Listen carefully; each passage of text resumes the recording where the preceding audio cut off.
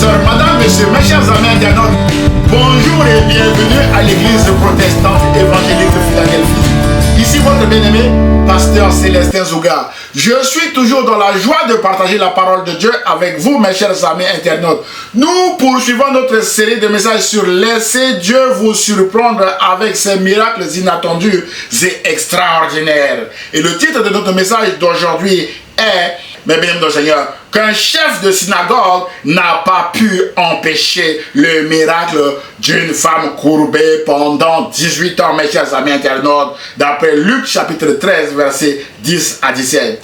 Frères et sœurs, mes chers amis internautes, le psalmiste déclare dans son psaume 145, verset 14 que l'Éternel soutient tous ceux qui tombent et il redresse tous ceux qui sont courbés. C'est exactement ce que Jésus a fait en Luc chapitre 13, verset 10 à 17, où il est écrit que Jésus enseignait dans une synagogue le jour du sabbat. Et voici, il y avait là une femme possédée d'un esprit qui la rendait infirme depuis 18 ans. Elle était courbée et ne pouvait pas du tout se redresser, mes bien-aimés. Lorsqu'il la vit, Jésus lui adressa la parole et lui dit, « Femme, tu es délivrée de ton infirmité. » Et il lui imposa la main. À l'instant même, elle se redressa et glorifia Dieu, mes chers amis internautes. Waouh! Son jour était arrivé. Personne ne pouvait arrêter ce miracle. Mes chers amis internautes, frères et sœurs, après 18 ans de souffrance, le temps de Dieu était arrivé pour cette femme et Jésus a croisé cette femme dans cette synagogue et Jésus l'a délivrée définitivement de son infirmité. La persévérance de cette femme a payé. Elle a probablement été dans cette synagogue pendant 18 ans, mes chers amis internautes. C'est pourquoi ce récit nous encourage, mes bien-aimés, à persévérer aussi dans la prière et à aller à l'église à la rencontre de Dieu, parce que la parole de Dieu déclare que là où 2 ou 3 s'assemblent en son nom, Dieu est au milieu d'eux, mes chers amis internautes. C'est pourquoi ce récit nous encourage, mes bien-aimés du Seigneur, à aller à l'église. Un chrétien doit se lever le jour de sabbat, le jour, mes bien-aimés du Seigneur, pour aller à l'église le dimanche, mes chers amis internautes. Malheureusement, ce récit nous montre qu'il y a aussi des hypocrites dans l'église auxquels nous devons faire attention, mes bien-aimés. Mais la bonne nouvelle est que personne ne peut empêcher Jésus de faire des miracles dans nos vies, mes chers amis internautes. C'est ce que nous lisons dans la suite de ce récit, à partir du verset 14, où il est écrit que mais le chef de la synagogue, indigné de ce que Jésus avait opéré cette guérison un jour de sabbat, il a oublié que Jésus est le maître de sabbat, dit à la foule, il y a 6 jours pour travailler, venez donc vous faire guérir ces jours-là et non pas le jour du sabbat. Hypocrite, lui répondit le Seigneur, est-ce que chacun de vous, le jour du sabbat, ne détache pas de la crèche son bœuf ou son âne pour le mener boire? Waouh! Et cette femme, qui est une fille d'Abraham et que Satan tenait liée depuis 18 ans, ne fallait-il pas la délivrer de cette chaîne le jour du sabbat? C'est la question de Jésus à ce chef de synagogue et à ceux qui le suivaient, mes chers amis internautes.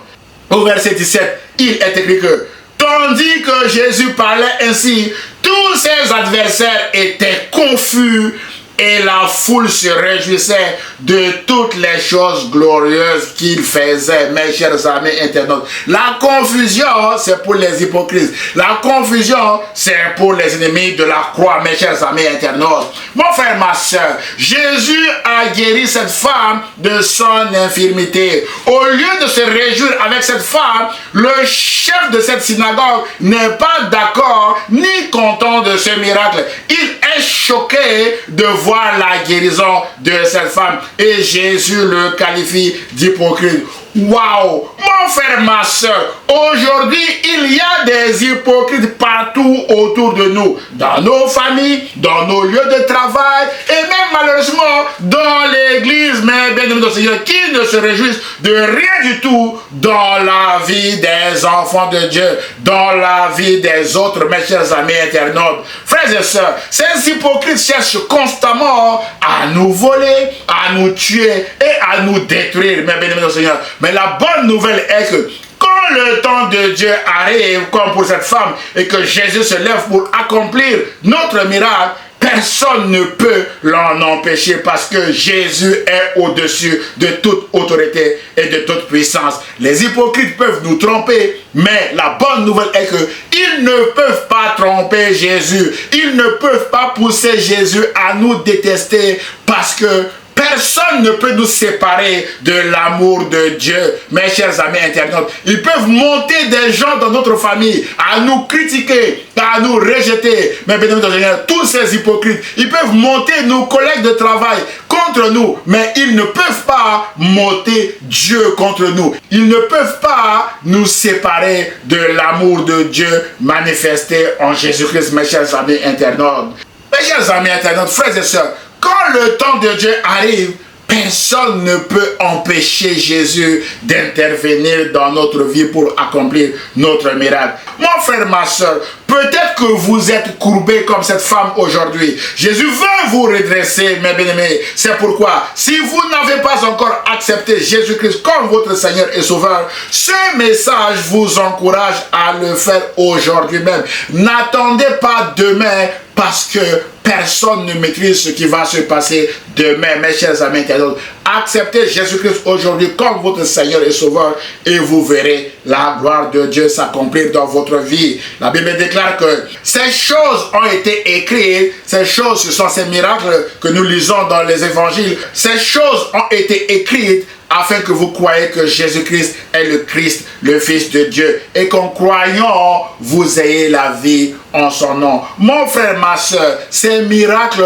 ont été écrits dans les Saintes Écritures afin de nous aider à croire que Jésus-Christ est le Christ, que Jésus-Christ est le Fils de Dieu, et qu'en croyant, nous ayons la vie éternelle en son nom. Mon frère, ma soeur, c'est en croyant à Jésus que vous aurez la vie, car Jésus est la résurrection et la vie. Croyez que le temps de Dieu sera toujours parfait pour votre miracle, car Dieu fait toutes choses bonnes en son temps, d'après Ecclésiaste chapitre 3, verset 11, et que personne ne connaît le temps de Dieu, mes chers amis internautes. C'est pourquoi vous devez continuer de croire aux promesses de Dieu, d'aller à l'église, mes chers amis internautes, et d'attendre avec la bonne attitude le temps d'accomplissement des promesses de Dieu pour votre vie, car les paroles de Dieu s'accomplissent toujours en leur temps, d'après Luc chapitre 1er, verset 20, mes chers amis internautes. Et enfin, rappelez-vous de ce que Jésus a dit à Marthe, son ami, mes chers amis internautes, en Jean chapitre 11, verset 40, que si tu crois, tu verras la gloire de Dieu. Si tu ne crois pas à Marthe, tu ne verras pas la gloire de Dieu. Mon frère, ma soeur, si vous croyez aux promesses de Jésus-Christ, vous verrez la gloire de Dieu. Mes chers amis internautes, et si vous ne croyez pas aux promesses de Jésus-Christ, vous ne verrez pas non plus la gloire de Dieu. C'est donc dans votre intérêt de croire aux promesses de Jésus-Christ afin de voir la gloire de Dieu. Voilà le but final de ce message aussi, de vous aider à accepter Jésus-Christ comme votre Seigneur et Sauveur afin d'hériter, mes chers amis internautes, le royaume de Dieu qui est le dernier miracle qui finalisera notre marche avec Jésus-Christ pour l'éternité. J'ose espérer que ce message vous a fait du bien.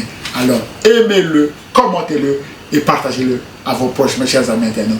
Que Dieu vous bénisse.